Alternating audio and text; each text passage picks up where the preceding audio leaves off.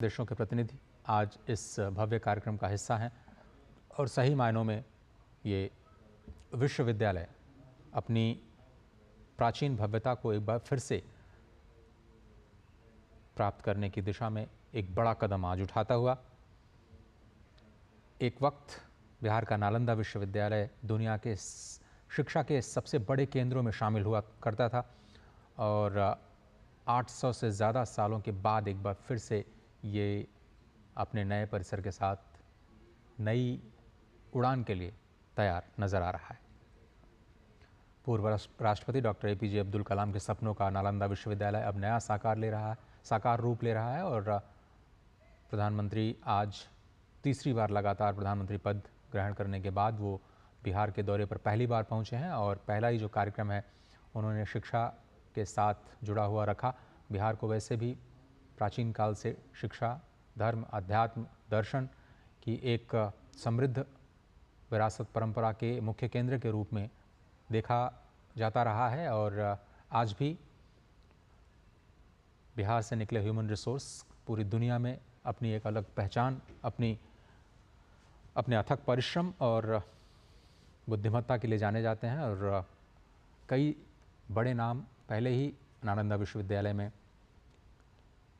अध्ययन कर चुके हैं और विश्वविद्यालय का इतिहास, शिक्षा के प्रति भारत के दृष्टिकोण और इसकी समृद्धि का एक बहुत बड़ा द्योतक और ये महत्व न केवल भारत के लिए बल्कि पूरे विश्व के लिए अनमोल धरोहर के रूप में एक बार फिर से नालंदा विश्वविद्यालय उसी शान के साथ सिर उठा करके आगे बढ़ने को तैयार, जिसमें भारत को विश्वगुरु के रूप में पहले देखा जाता रहा है और दुनिया का पहला आवासीय विश्वविद्यालय इसे माना जाता है जहां पर छात्र और शिक्षक एक ही परिसर में रहा करते थे। हालांकि भारत में गुरुकुलों की परंपरा भी अत्यंत प्राचीन है और लगभग हर गांव में गुरुकुल हुआ करते थे जहां पर छोटे स्तर पर छात्र और शिक्षक एक ही साथ में एक ही परिसर में जो रहने की परंपरा है वो नालंदा में विश्वविद्यालय यानी वृहद रूप में दिखाई देती थी, जब 10,000 छात्र यहाँ पर अध्ययन के लिए और उच्च शिक्षा के अध्ययन के लिए आते थे और बड़ी संख्या में यहाँ शिक्षकों की भी नियुक्ति होती थी।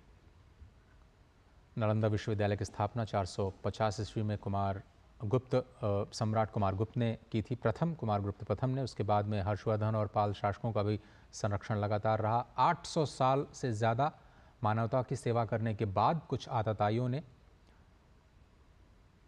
इस पर प्रहार किया, ज्ञान के केंद्र को पूरी तरह से ध्वस्त कर दिया, 3 लाख से ज़्यादा किताबों को जला दिया, 9 मंजिला विशाल पुस्तकालय जिसमें 3 लाख से ज़्यादा पुस्तकें थीं, बताया जाता है कि महीनों तक वो चलती रही। Honourable prime minister of India Shri Narendra Modi ji, Bharat के यशस्वी प्रधानमंत्री श्री नरेंद्र मोदी जी का हम हार्दिक स्वागत करते हैं, हृदय की गहराइयों से अभिनंदन करते हैं।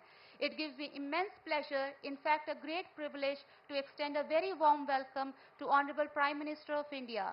देश विदेश से आए विशिष्ट अतिथि गणों और नालंदा विश्वविद्यालय के युवाओं के बीच आपकी गरिमामय उपस्थिति से हम अत्यंत आनंदित, उल्लासित और पुलकित है। माननीय प्रधानमंत्री जी, हम सब आपका हृदय से अभिनंदन करते हैं।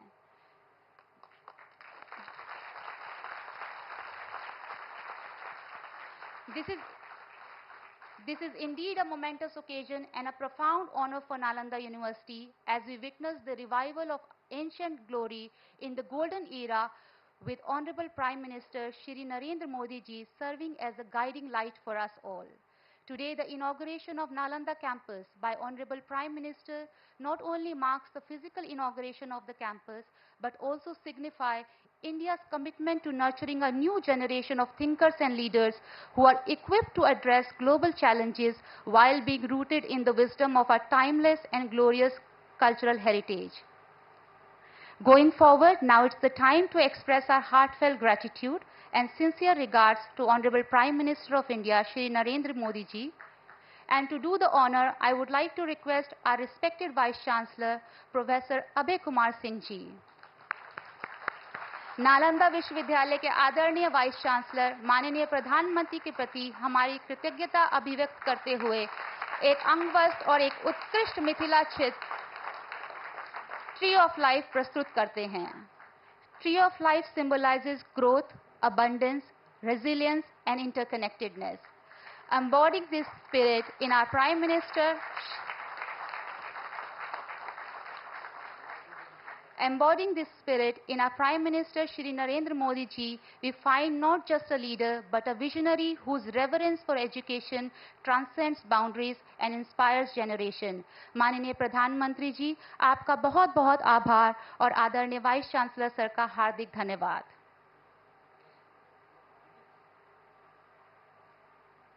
With equal pleasure, we welcome all our other honorable dignitaries to this momentous occasion of the inauguration of the Nalanda campus by Honorable Prime Minister of India, Shri Narendra Modi ji. और अब मैं नालंदा विश्वविद्यालय के आदरणीय chancellor, जिनके प्रबुद्ध नेतृत्व ने हमारे संस्थान को नई ऊंचाइयों तक पहुंचाया है, प्रोफेसर अरविंद पनगड़िया जी से सादर आग्रह करती हूं कि वे आज के कार्यक्रम की महत्ता को रेखांकित करते हुए हमारे देश के माननीय प्रधानमंत्री, विशिष्ट अतिथिगणों और युवाओं का स्वागत करें। Sir, we would like to request you for your kind welcome address. Please welcome him with a resounding round of applause. Nalanda university के chancellor professor Arvind Panagariya ji.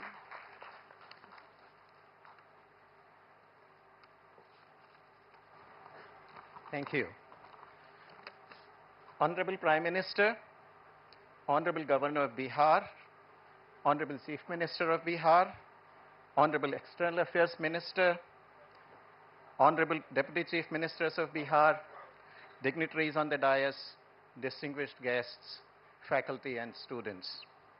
A warm welcome to you all on this beautiful campus of the new Nalanda University, which stands next to what was once the greatest academic institution in the world, the ancient Nalanda. Founded in the early 5th century, the ancient Nalanda was the first residential and truly international university. While Western universities were still many centuries away from inception, Nalanda had emerged as an institution that attracted students from around the world, including China, Korea, Tibet, Japan, Mongolia, Turkey, Sri Lanka, and numerous other countries from Southeast Asia. Going by the account left by Xuanzang, the 7th century Chinese traveler, to Nalanda, at its peak, ancient Nalanda hosted 10,000 students and 1,500 faculty members from various countries which I have named. As a research institution, it produced the world's first encyclopedias on theology, philosophy, logic, and grammar. Ancient Nalanda justifiably earned Bharat the title of Vishwaguru. Following the destruction of the ancient Nalanda and its huge library, the world lost what had been the greatest teaching and research institution for 8 centuries. Today, with the support of many members of countries, many member countries of the East Asia Summit, the Parliament of India has recreated the Nalanda University under the aegis of the Ministry of External Affairs. Bihar government has been an equal partner in this ambitious project, with Honorable Chief Minister Shri Nitish Kumar ji generously providing the land on which this magnificent campus stands today. The university now has a beautiful net zero campus, which I hope all of you will have a chance to see. It already has 6 schools: Buddhist studies, historical studies, ecology and environment, languages, management, and international relations.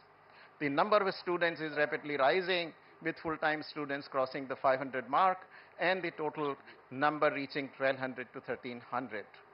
I wish to express my deepest gratitude to Honorable Prime Minister of India for inaugurating the new Nalanda. This past week, the whole world witnessed the melody that came from Apula, Italy, the venue of G7.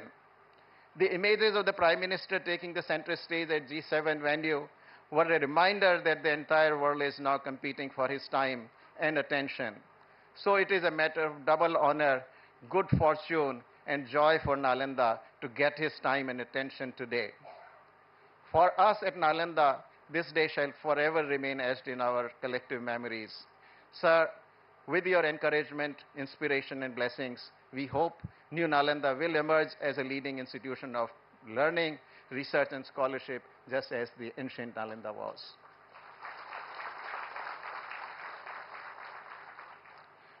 As I conclude, I want to extend a very warm welcome to all.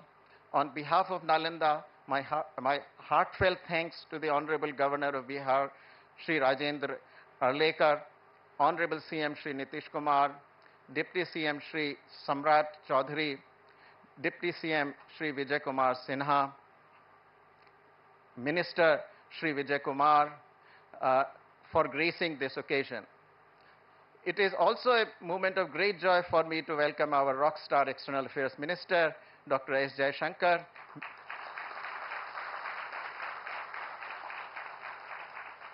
Minister of State for External Affairs, Shri Pavitra Margarita, the excellencies and diplomats from partner countries of Nalanda, distinguished members of the central and Bihar state governments, and media persons. Last but definitely not least, I welcome our very own students and faculty who, after all, define the university. Thank you.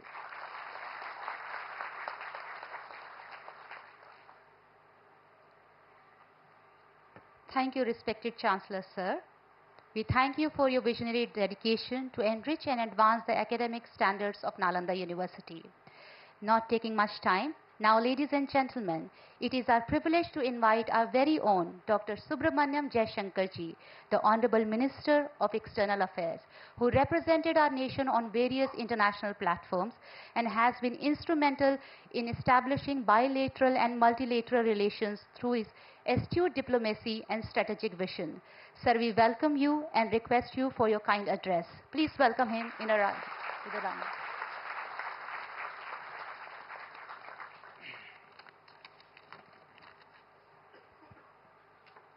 Respected Prime Minister Shri Narendra Modi ji, Honorable Governor Shri Rajendra Arlekar ji, Honorable Chief Minister Shri Nitish Kumar ji, Minister of State Shri Pavitra Margarita ji, Deputy Chief Minister Shri Samrat Chaudhary ji and Shri Vinay Kumar Sinha ji, Minister Shri Vijay Chaudhary ji, Shri Shravan Kumar ji, Members of Parliament Shri Vivek Thakur ji, Shri Kaushendra Kumar ji, Chancellor Professor Arvind Panagaria ji, Vice Chancellor Abhay Kumar Singh ji, Excellencies, India's vision and position. Esteemed professors and teachers, dear students from India and abroad, friends, Namaskar.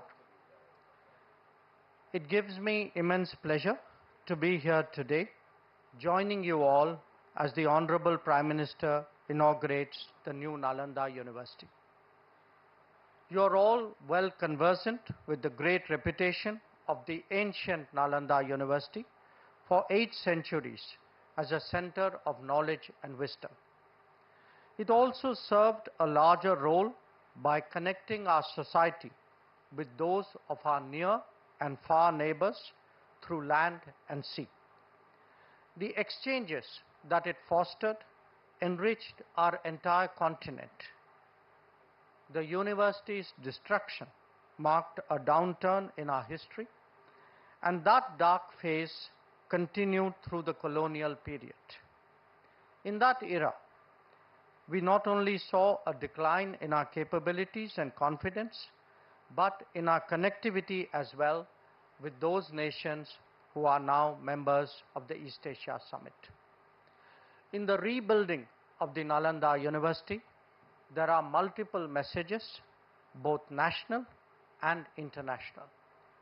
Friends, today we are here to witness the revival of a global bridge of learning that can build relationships even further than in the past.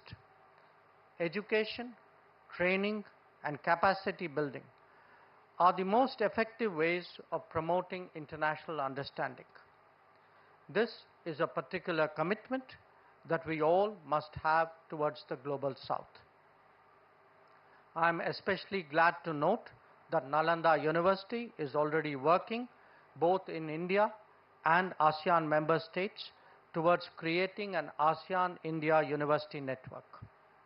The schools and centers of this university have also been consciously chosen to highlight the purpose of this university.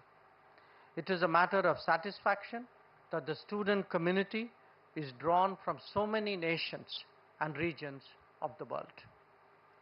Friends, the occasion today is obviously a notable one for higher learning in India. It also marks the realization of a long-standing commitment by India to the East Asia Summit grouping. It reflects the seriousness with which we pursue our Act East policy, but most of all, it underlines Bharat's endeavor to emerge as a Vishwabandhu, extending the hands of friendship and cooperation to the international community. By doing so, we contribute to the rejuvenation of civilizational linkages, to the celebration of our shared cultural heritage, and to the appreciation of the immense diversity of our existence. I thank you for your attention.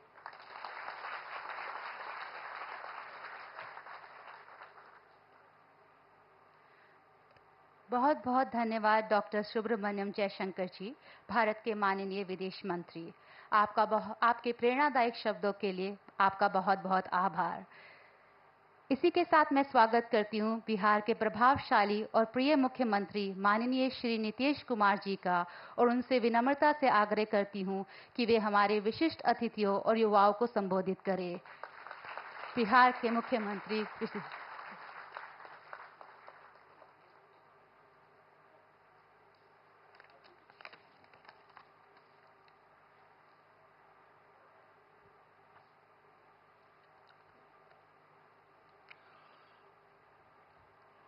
आदरणीय प्रधानमंत्री श्री नरेंद्र मोदी जी, महामहिम राज्यपाल श्री राजेंद्र विश्वनाथ आर्लेकर जी, माननीय केंद्रीय विदेश मंत्री Shri S Jaishankar जी, माननीय विदेश राज्य मंत्री श्री पवित्रा मार्गरेटा जी, बिहार के माननीय उप मुख्यमंत्री श्री सम्राट चौधरी जी, श्री विजय कुमार सिन्हा जी, बिहार के माननीय मंत्री श्री विजय कुमार चौधरी जी, श्री श्रवण कुमार जी, सभी माननीय सांसदगण, विधायकगण, विधान पार्षदगण, नालंदा विश्वविद्यालय के कुलपति प्रोफेसर अरविंद पनगड़िया जी, नालंदा विश्वविद्यालय के उप कुलपति प्रोफेसर अभय कुमार सिंह जी, नालंदा विश्वविद्यालय के शिक्षकगण एवं छात्र छात्राएं, प्रिंट एवं इलेक्ट्रॉनिक मीडिया के पत्रकार मित्रों, छायाकार बंधुओं और यहाँ उपस्थित बहनों एवं भाइयों, ये बहुत ही खुशी की बात है कि नालंदा विश्वविद्यालय के परिसर का उद्घाटन आज आदरणीय प्रधानमंत्री श्री नरेंद्र मोदी जी के कर्ण कमलों द्वारा किया जा रहा है। ये बड़ी खुशी की बात है। माननीय प्रधानमंत्री जी पहली बार राजगीर आए और बड़ी खुशी की बात है कि पहली बार राजगीर पधारे। मैं तहे दिल से उनका स्वागत और अभिनंदन करता हूं। इसके साथ ही बिहार के माननीय राज्यपाल श्री राजेंद्र विश्वनाथ आर्लेकर, विदेश मंत्री श्री एस जयशंकर जी एवं उपस्थित सभी अतिथियों का मैं हार्दिक अभिनंदन करता हूं। इस कार्यक्रम में आने से पहले माननीय प्रधानमंत्री जी ने पुराने नालंदा विश्वविद्यालय के खंडहर का भी भ्रमण कर लिया है। आज ही जाकर के देख करके आ गए हैं जो पुराना था पहले। बड़ी खुशी की बात है। अब माननीय प्रधानमंत्री जी, आपने देखा होगा कि पुराने नालंदा विश्वविद्यालय का कैंपस कितना बड़ा था। अभी तक पुराने विश्वविद्यालय की कुछ ही खुदाई हुई है।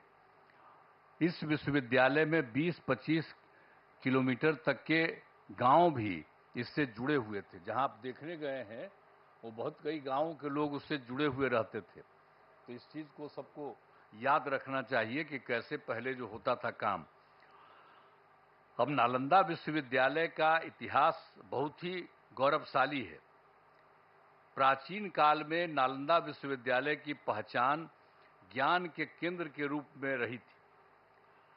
अब इस पुराने विश्वविद्यालय में करीब 10,000 छात्र पढ़ते थे और यहाँ पढ़ाने वाले भी शिक्षक जो थे 2,000 के करीब हुआ करते थे। यहाँ सिर्फ हमारे देश के ही नहीं, दुनिया के अनेक जगहों के लोग आकर यहाँ पर पढ़ते थे। यहाँ पर चाइना, जापान, तिब्बत, श्रीलंका और अन्य एशियाई देशों से छात्र पढ़ने आते थे। लेकिन दुर्भाग्यवश यह विश्वविद्यालय 1200 ईस्वी में नष्ट हो गया था। अब 2005 के 24 नवंबर से हम लोगों को काम करने का मौका मिला। तब से बिहार के विकास का काम हम लोगों ने शुरू किया। ये काम हम लोगों को उसी समय शुरू हुआ था।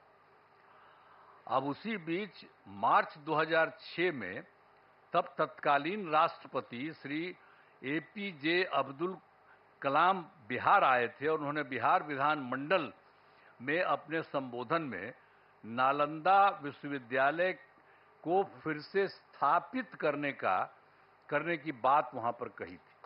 ये पहली बार वही व्यक्ति थे, वो आकर के देख लिए थे और जब वहां पर आए थे हम लोगों के यहाँ उस समय थे और बाद में तो खैर वो रिटायर कर गए थे, लेकिन जब आए थे 6 में तो उन्होंने हम लोगों के विधान मंडल में, विधानसभा विधान परिषद सब में उन्होंने एड्रेस किया था और उसमें ही उन्होंने ये बात कही थी कि नालंदा विश्वविद्यालय को फिर से स्थापित किया जाना चाहिए। तब से हम लोगों ने नालंदा अंतर्राष्ट्रीय यूनिवर्सिटी स्थापित करने की पहल शुरू की। इस नए नालंदा विश्वविद्यालय को अंतर्राष्ट्रीय स्तर का बनाना था। इसके लिए हमने केंद्र सरकार से अनुरोध किया।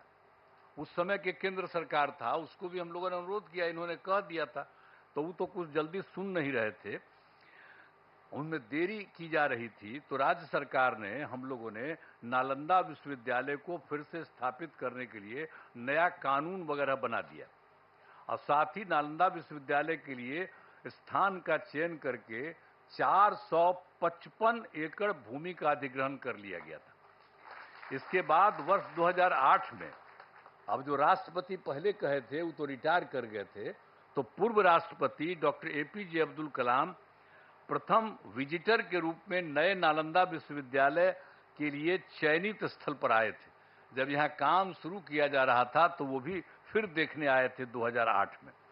तो इन सब चीज़ों को बता देना जरूरी है ताकि सब लोग जान लीजिए, पुरानी बातों को भी जान लीजिए, कैसे बना, किस तरह से बना, ये सब भी। और फिर 2010 वर्ष में हमारे अनुरोध पर नालंदा अंतर्राष्ट्रीय विश्वविद्यालय की स्थापना हेतु लोकसभा में बिल पारित किया गया। जब बहुत बार बार हम कह रहे थे तो अंत में वहां पर था, और उस समय तो सरकार दूसरे की थी, लेकिन हम लोगों ने इतना ज्यादा कहते रहे और उसके बाद फिर एक बार वो लोग वहां पर इसको लाए लोकसभा में। फिर राज्य सरकार पारित किया था कि इसको हम कराएंगे।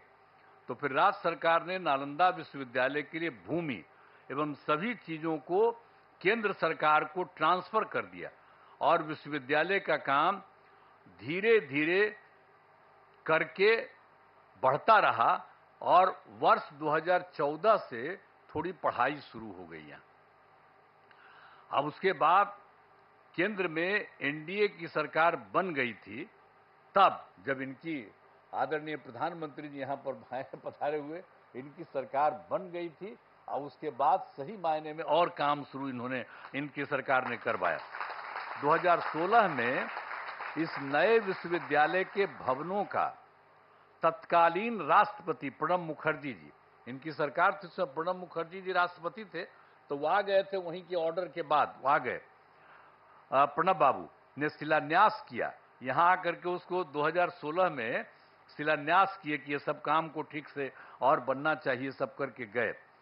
आज यह देखकर मुझे बड़ी खुशी हो रही है कि अब नालंदा यूनिवर्सिटी पूरी तरह से कार्यरत हो गया है अब कितना बढ़िया बन गया, पहले से जो बन रहा था अब कितना अच्छा बन गया, कितना सुंदर बन गया। वर्तमान में यहाँ 17 देशों के 400 छात्र छात्राएं पढ़ाई कर रहे हैं। ये भी कितनी खुशी की बात है। यूनिवर्सिटी के लिए सभी बिल्डिंग एवं कैंपस काफी बढ़ा और बहुत सुंदर बना है।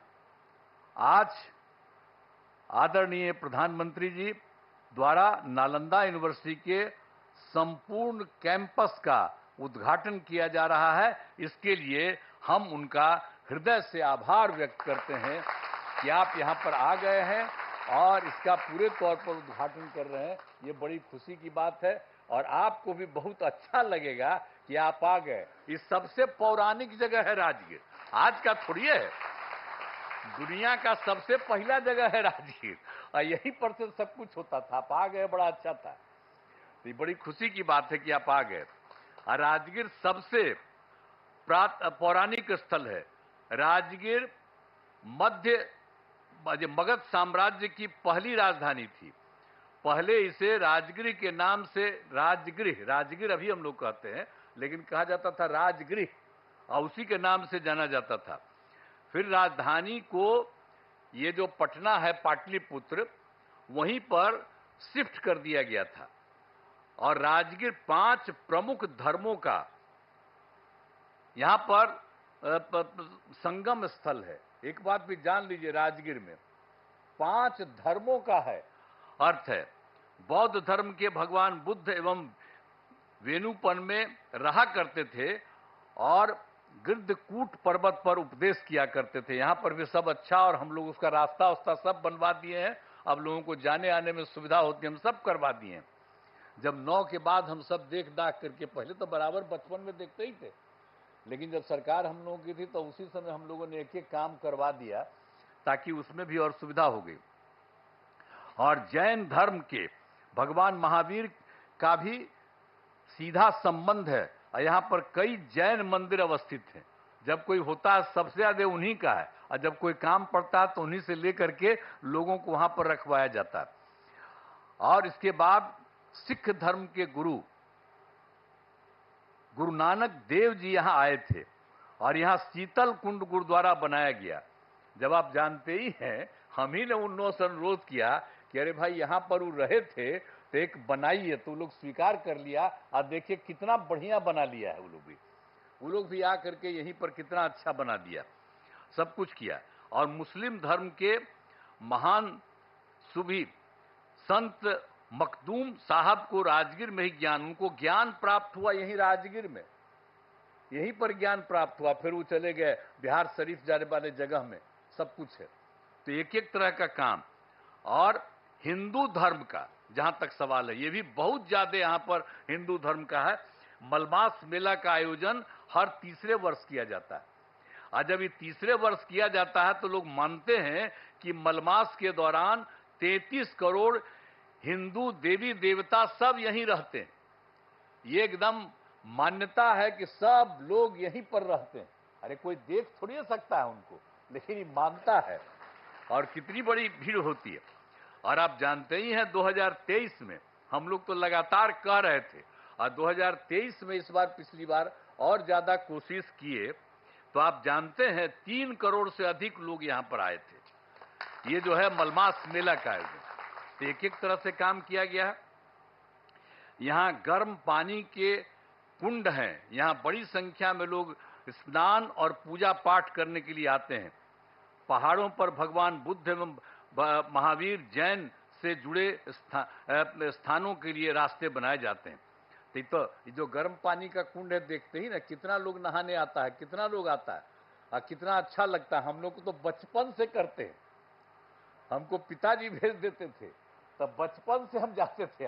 अब आजकल जब आते हैं तो वहां पर नहाते हैं गर्म पानी। तो राजगीर में तो एक से एक चीज है। सर तो आप आ गए हैं, बड़ा अच्छा हुआ है, तो आपको बहुत अच्छा लगेगा। अब भविष्य में कभी आप और फिर आइएगा जरूर।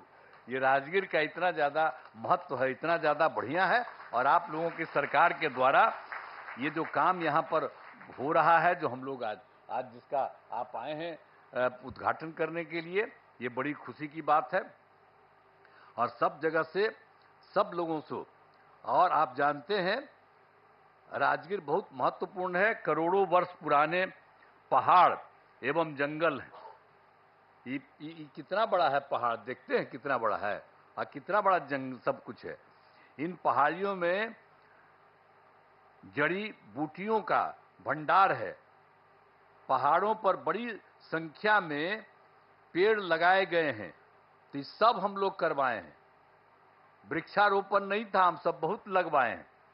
और एक से एक दवा वहां पर से निकलती है, वहां पर जो होता है, और उसका जब इलाज होता है तो सब है। तो ये इतना ज्यादा महत्व है राजगीर का। और राजगीर में बड़े पैमाने पर इको टूरिज्म का विकास किया गया है, जिसमें घोड़ा कटोरा पांडु पोखर का विकास किया गया है। राजगीर में कितना चीजों का हम लोगों ने काम कर दिया, विकास कर दिया, अब सबको खुशी है। राजगीर के अंतर्राष्ट्रीय स्तर का zoo safari, nature safari, glass bridge बनाया गया है। ये सभी स्थल पर्यटन के केंद्र बन गए हैं। यहाँ भारी संख्या में लोग एवं बच्चे आते हैं। अंत में नालंदा विश्वविद्यालय के परिसर का उद्घाटन कार्यक्रम में पधारे आदरणीय प्रधानमंत्री श्री नरेंद्र मोदी जी को मैं उनका स्वागत करता हूं, उनको मैं बधाई देता हूं, उनको धन्यवाद देता हूं। मुझे बड़ी खुशी है। अभी कुछ दिन पहले आपकी खबर आई कि यहाँ पर आने वाले हैं, तो हम लोगों को बड़ा खुशी हुआ कि आप चलिए, आप तो तीसरा बार आप फिर आइए हैं, कोई है तब आप फिर आ रहे हैं यहाँ, तो बहुत अच्छा हमको लगा कि आप आ गए यहाँ पर। तो हम लोग तो बचपन से न घूमते थे जी, राजगीर का क्या महत्व है, सब पौराणिक जगह पर आप आ गए, बड़ी खुशी की बात है और बहुत सुंदर है। और यहाँ पर आ गए तो इसके लिए मैं आपका अभिनंदन करता हूँ, आपको धन्यवाद देता हूँ। यहाँ उपस्थित सभी अतिथियों का मैं आभार व्यक्त करता हूँ। इस कार्यक्रम में आयोजन के लिए नालंदा विश्वविद्यालय के कुलपति, उप कुलपति सहित सभी लोगों को मैं धन्यवाद देता हूँ। साथ ही मेरा कहना है कि नालंदा विश्वविद्यालय का खूब आगे बढ़ाया जाए। देखिए, हम लोग ये शुरू करवाए, आपको तो बता ही दिए हैं कि कौन कहे, और तब हम लोग उसको शुरू कराए, तब उसके बाद फिर केंद्र किया, अब आपने खूब बढ़िया से इसको काम कराना शुरू किया। तो हमारा तो यही आग्रह होगा कि इसको खूब आगे खूब बढ़ाइए। अब पहले जो लोग भी आते थे और जो बनाते थे उनको आप, तो उनको हम लोग पटना आते थे तब कहते थे, और यहाँ आकर के भी बात होती थी। तो अब तो बहुत अच्छा बन गया है। तो हम तो यही आग्रह करेंगे कि पुराने नालंदा विश्वविद्यालय के तर्ज पर, जो भी था पुराना नालंदा विश्वविद्यालय, उसके तर्ज पर आसपास के गांवों को जोड़ा जाए। एक बात हम वही कहेंगे कि पहले तो आपको हम पहले करा दिए कि बहुत सारा गांव वहां पर था, जहां पर आज हो करके आ गए, तो उससे बहुत सारा गांव उससे जुड़ा हुआ था। तो हम तो यही आग्रह चाहते ही, हम पहले ही आप लोगों को मालूम है, जो इसको जानने वाले लोग, हम तो शुरू से कह दिए। अब पता नहीं इसको मालूम है कि नहीं मालूम है, हम शुरू से कहते हैं। तो हम तो शुरू से कहते हैं कि सब जगह अगल बगल का जितना भी गांव वाला सब है, आज जिसका पौराणिक रिश्ता रहा, तो उस सब के साथ भी यहाँ के लोग जो पढ़ाते हैं, वहां पर अगल बगल सब जगह राज्य सरकार मदद कर देगी, आपके जाने का रास्ता बना देगी, और वहां पर रहेगा। और वहां पर भी जा करके कभी कभी सुबह या कभी भी कुछ उन लोगों को उपदेश दीजिए, तो कितना बढ़िया लगेगा। ये पौराणिक जगह है, तो वो सब भी जरा करा दीजिएगा जो हम लोग चाहते हैं। तो यही सब करते हुए आप सब लोग यहाँ पर करने जा रहे हैं। और बच्चे बच्चियों को भी तो चारों तरफ से खूब विश्वविद्यालय में शामिल करिए, सब चीज सीखेगा, जानेगा। एक एक की बड़ा ही पुराना चीज है, अब उसको बन रहा है, तो इसको हमेशा याद रखना चाहिए। और ये काम आप लोगों ने कर दिया है, तो मैं तो आप सब लोगों को बहुत बहुत धन्यवाद देता हूं। और खूब बढ़िया से ये काम करिए। और केंद्र सरकार तो ये कर ही रही है, लेकिन हम इतना ही कहेंगे कि आप लोगों को अगर लगे कि राज्य सरकार कुछ और मदद कर दे, यहाँ पर कुछ करने के लिए, आपके विस्तार के लिए, आपको कुछ के लिए, हम लोग पूरा का पूरा सहयोग करेंगे।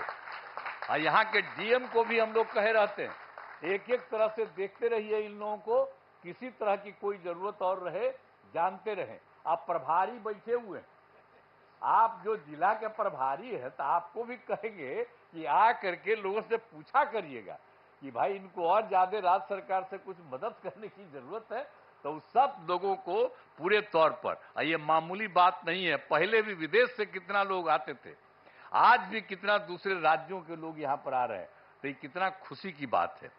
और राजगीर में कितने लोग हर आते हैं, तो इसलिए बड़ा अच्छा है।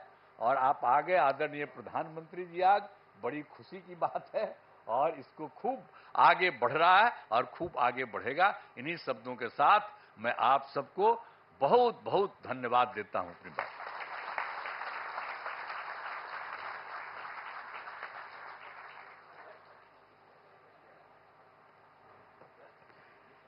बहुत बहुत धन्यवाद माननीय मुख्यमंत्री जी।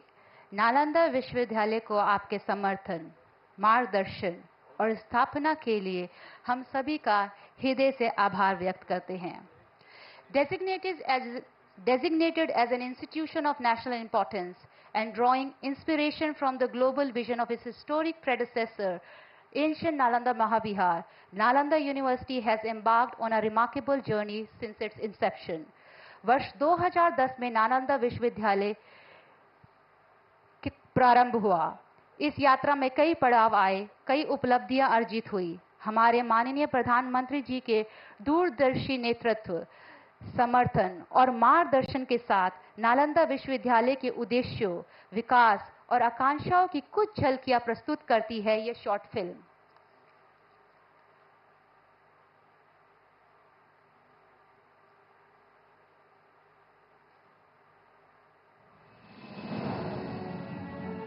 India has a rich tradition of education that goes back thousands of years. From the sacred teachings of the Vedas to the comprehensive studies in Gurukuls, education in ancient India was revered as a path to enlightenment and wisdom. Among the most illustrious of these centers was Nalanda University. Established in the 5th century AD, this magnificent institution was the world's first residential university, housing close to 10,000 students and teachers at its peak, and a library containing close to 9 million books. Chinese pilgrim and traveler Xuanzang also talks about the grandeur of Nalanda in his writings. For over 800 years, Nalanda flourished as a hub of intellectual exchange and innovation, embodying the spirit of open inquiry and academic excellence. However, the university faced its decline and eventual destruction in the 12th century. The idea to revive Nalanda University was first conceived at the 2007 East Asia Summit and continued in 2009 East Asia Summit with an active partnership of Asian countries. Since 2014, under the visionary leadership of Prime Minister Narendra Modi, the revival of Nalanda University has been brought to the forefront of India's cultural and educational renaissance. अभी जब G20 में विश्व के मेहमान आए तो मैंने नालंदा की एक तस्वीर रखी थी, और जब मैं दुनिया को कहता था 1500 साल पहले मेरे देश में दुनिया की उत्तम से उत्तम यूनिवर्सिटी हुआ करती थी, सुनते ही रह जाते थे। लेकिन हमें उसे प्रेरणा लेनी है, पर प्राप्त तो अभी करके रहना है। Recognizing its historical significance and potential to contribute to global knowledge, Honorable Prime Minister has championed the restoration and revitalization of this ancient institution. The Net Zero Green campus of the university boasts of world-class infrastructure and has 6 schools and also has 4 centers of studies. The university offers various scholarships to international students. Today, Nalanda University attracts scholars from all over the world, offering programs that integrate traditional wisdom with contemporary challenges. It serves as a bridge between the past and the future, promoting peace, understanding, and sustainable development. The revival of Nalanda University is also bringing international students to India, embodying the ancient Indian ethos of Vasudhaiva Kutumbakam. The world is one family, truly making India a Vishwa Bandhu, a friend to the world. Nalanda University stands as a symbol of India's enduring legacy of knowledge and innovation. Under the leadership of Prime Minister Shri Narendra Modi, its revival is not only a national achievement, but a gift to the world, reaffirming the timeless value of education and the quest for truth. Join us in celebrating this renaissance of learning as Nalanda University continues to illuminate minds and inspire generations to come.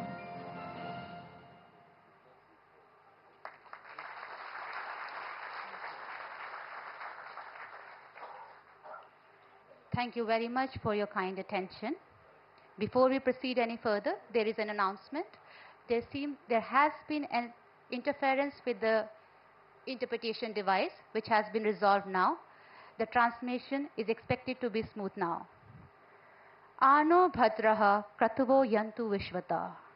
Together we endeavor to turn the glisten of knowledge coming from all corners into a beacon, to lead onto the path of truth, lead perpetuity. Honorable Sir, this motto of Nalanda University is aligned with your vision of Vasudhaiva Kutumbakam. The whole world is a family. आपके इस vision को सत्य बनाने के मार्ग पर यह संस्थान तत्पर अग्रसर है और आपके समर्थन और मार्गदर्शन के लिए बहुत बहुत आभार व्यक्त करते हैं. We are privileged to witness the revival of the glorious ancient Nalanda, contributing towards India's broader vision to reclaim its position as the Vishwa Guru in disseminating wisdom and universal values under your esteemed guidance and visionary leadership. देश विदेश से आए अतिथिगण तथा नालंदा विश्वविद्यालय के युवा आज आपको सुनने के लिए आतुर हैं. माननीय प्रधानमंत्री जी, आपसे सादर अनुनय करती हूँ, कृपया अपने प्रभावशाली वचनों द्वारा हमारा मार्गदर्शन करें. माननीय प्रधानमंत्री श्री नरेंद्र मोदी जी, तालियों की करतल ध्वनि के साथ हम आपका स्वागत करते हैं.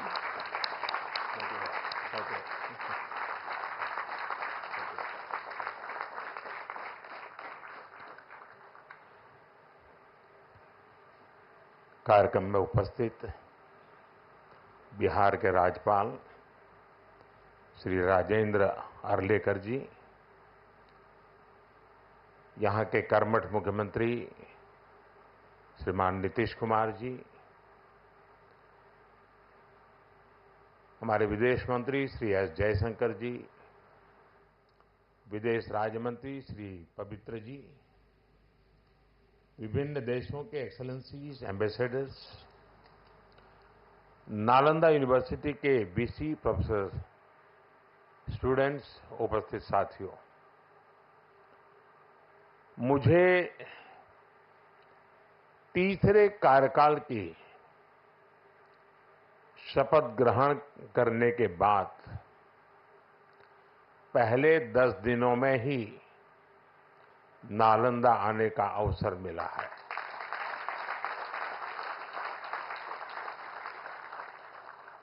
ये मेरा सौभाग्य तो है ही.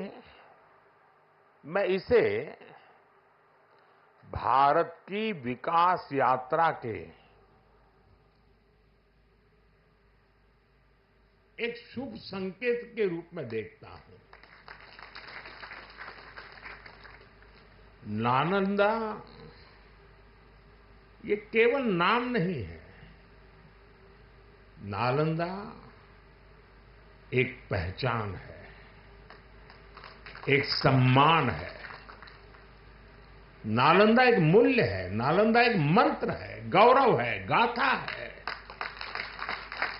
नालंदा है उद्घोष इस सत्य का कि आग की लपटों में पुस्तकें भले जल जाएं, लेकिन आग की लपटें ज्ञान को नहीं मिटा सकती.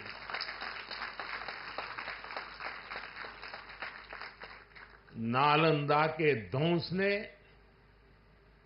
भारत को अंधकार से भर दिया था.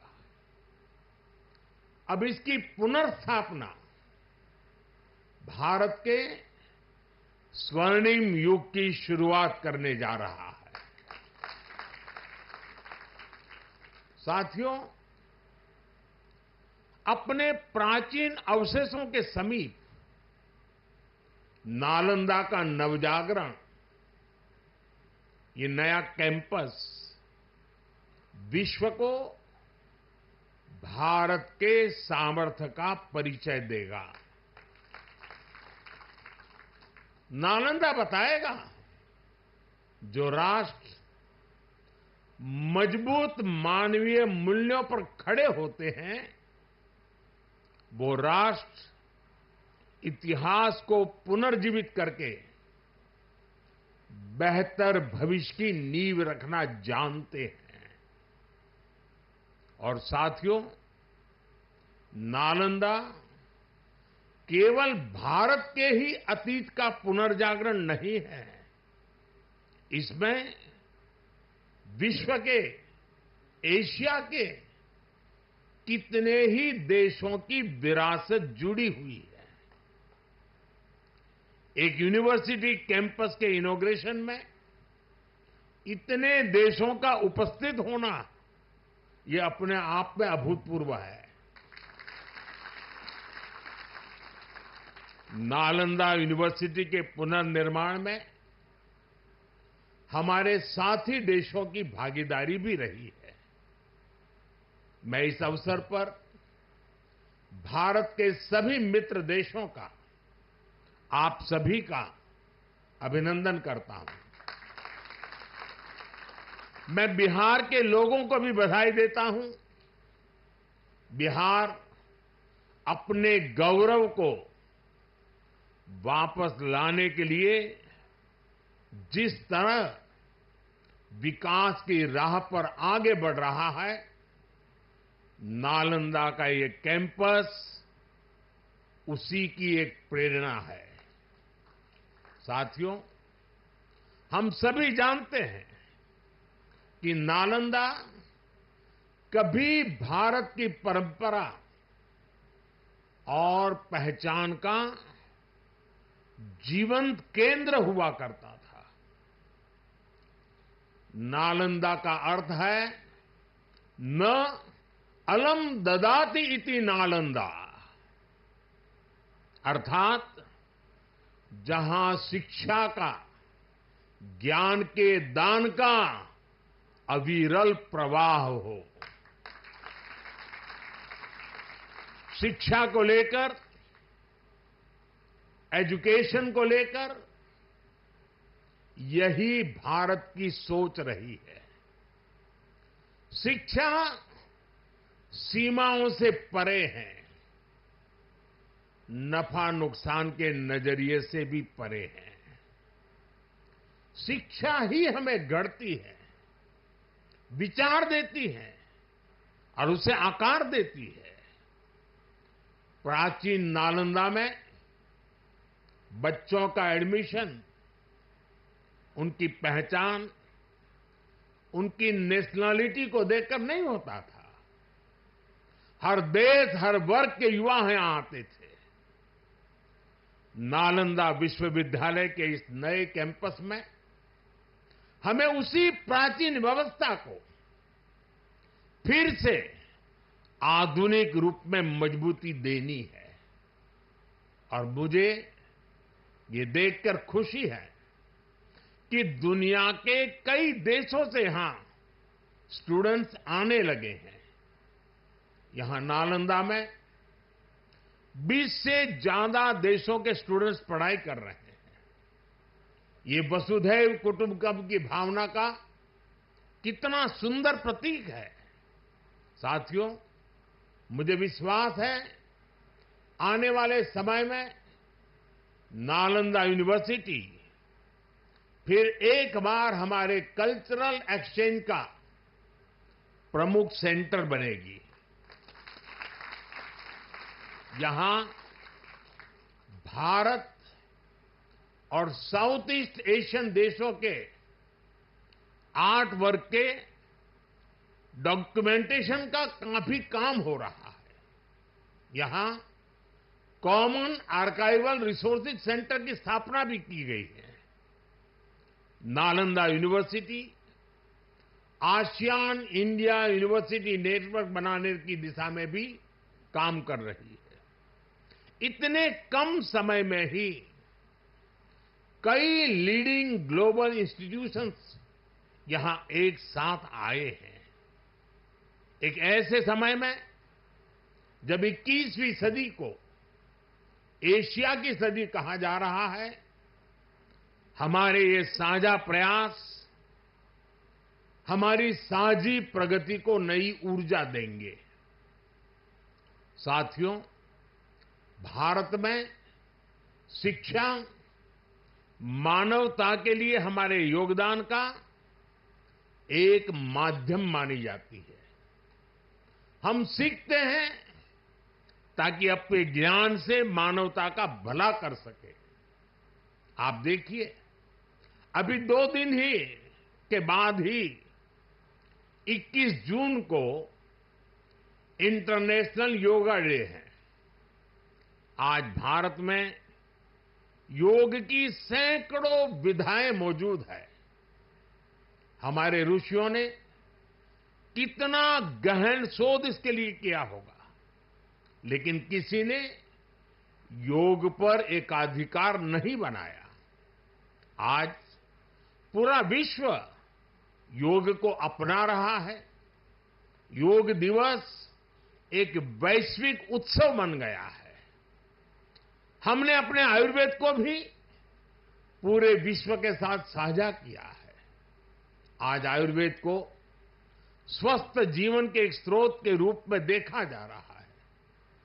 सस्टेनेबल लाइफस्टाइल और सस्टेनेबल डेवलपमेंट का एक और उदाहरण हमारे सामने है।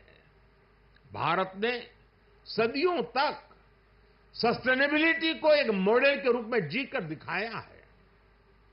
हम प्रगति और पर्यावरण को एक साथ लेकर चले हैं। अपने उन्हीं अनुभवों के आधार पर भारत ने विश्व को मिशन लाइफ जैसा मानवीय विजन दिया है। आज इंटरनेशनल सोलर अलायंस जैसे मंच सुरक्षित भविष्य की उम्मीद बन रहे हैं। नालंदा यूनिवर्सिटी का एक कैंपस भी इसी भावना को आगे बढ़ाता है। ये देश का पहला ऐसा कैंपस है जो net zero energy, net zero emissions, net zero water and net zero waste model पर काम करेगा। अप्प दीपो भव के मंत्र पर चलते हुए कैंपस पूरी मानवता को नया रास्ता दिखाएगा। साथियों, जब शिक्षा का विकास होता है तो अर्थव्यवस्था और संस्कृति की जड़ें भी मजबूत होती है। हम डेवलप कंट्रीज को देखें तो ये पाएंगे वो इकोनॉमिक और कल्चरल लीडर तब बने जब वो एजुकेशनल लीडर्स हुए। आज दुनिया भर के स्टूडेंट्स और ब्राइट माइंड्स उन देशों में जाकर वहां पढ़ना चाहते हैं। कभी ऐसी स्थिति हमारे यहां नालंदा और विक्रमशिला जैसे स्थानों में हुआ करती थी। इसलिए ये केवल संयोग नहीं है कि जब भारत शिक्षा में आगे था तब उसका आर्थिक सामर्थ्य भी नई ऊंचाई पर था। ये किसी भी राष्ट्र के विकास के लिए एक बेसिक रोड मैप है। इसलिए 2047 तक विकसित होने के लक्ष्य पर काम कर रहा भारत इसके लिए अपने एजुकेशन सेक्टर को उसका कायाकल्प कर रहा है। मेरा मिशन है कि भारत दुनिया के लिए शिक्षा और ज्ञान का केंद्र बने। मेरा मिशन है भारत की पहचान फिर से दुनिया के सबसे प्रोमिनेंट नॉलेज सेंटर के रूप में उभरे। और इसके लिए भारत आज बहुत कम उम्र से ही अपने स्टूडेंट्स को इनोवेशन की स्पिरिट से जोड़ रहा है। आज एक तरफ 1 करोड़ से ज्यादा बच्चों को अटल टिंकरिंग लैब में लेटेस्ट टेक्नोलॉजी के एक्सपोजर का लाभ मिल रहा है, वहीं दूसरी ओर चंद्रयान और गगनयान जैसे मिशन स्टूडेंट्स में साइंस के प्रति रुचि बढ़ा रहे हैं। इनोवेशन को बढ़ावा देने के लिए भारत ने एक दशक पहले स्टार्टअप इंडिया मिशन की शुरुआत की थी। तब देश में कुछ 100 ही स्टार्टअप थे, लेकिन आज भारत में 1,30,000 से ज्यादा स्टार्टअप है। पहले की तुलना में आज भारत से रिकॉर्ड पेटेंट फाइल हो रहे हैं, रिसर्च पेपर पब्लिश हो रहे हैं। हमारा जोर अपने यंग इनोवेटर्स को रिसर्च और इनोवेशन के लिए ज्यादा से ज्यादा मौके देने का है। इसके लिए सरकार ने 1,00,000 करोड़ रुपए का रिसर्च फंड बनाने की घोषणा भी की है। साथियों, हमारा प्रयास है भारत में दुनिया का सबसे कॉम्प्रिहेंसिव और कंप्लीट स्किलिंग सिस्टम हो। भारत में दुनिया का सबसे advance research oriented higher education system हो। इन सारे प्रयासों के नतीजे भी दिखाई दे रहे हैं। पिछले कुछ सालों में भारतीय यूनिवर्सिटीज ने ग्लोबल रैंकिंग में पहले से काफी बेहतर परफॉर्म करना शुरू किया है। 10 साल पहले क्यूएस रैंकिंग में भारत के सिर्फ 9 शिक्षा संस्थान थे। आज इसकी संख्या बढ़कर 46 पहुंच रही है। कुछ दिन पहले ही Times Higher Education impact ranking आई है। कुछ साल पहले तक इस रैंकिंग में भारत के सिर्फ 13 इंस्टीट्यूशंस थे, 13। अब इस ग्लोबल इंपैक्ट रैंकिंग में भारत के करीब 100 शिक्षा संस्थान शामिल हुए हैं। पिछले 10 वर्षों में औसतन भारत में हर सप्ताह एक यूनिवर्सिटी बनी है। भारत में हर दिन एक नई आईटीआई की स्थापना हुई है। हर तीसरे दिन एक अटल टिंकरिंग लैब खोली गई है। भारत में हर दिन 2 नए कॉलेज बने हैं। आज देश में 23 आईआईटीज हैं। 10 साल पहले 13 आईआईएम्स थे, आज ये संख्या 21 है। 10 साल पहले की तुलना में आज करीब 3 गुना यानी कि 22 एम्स है।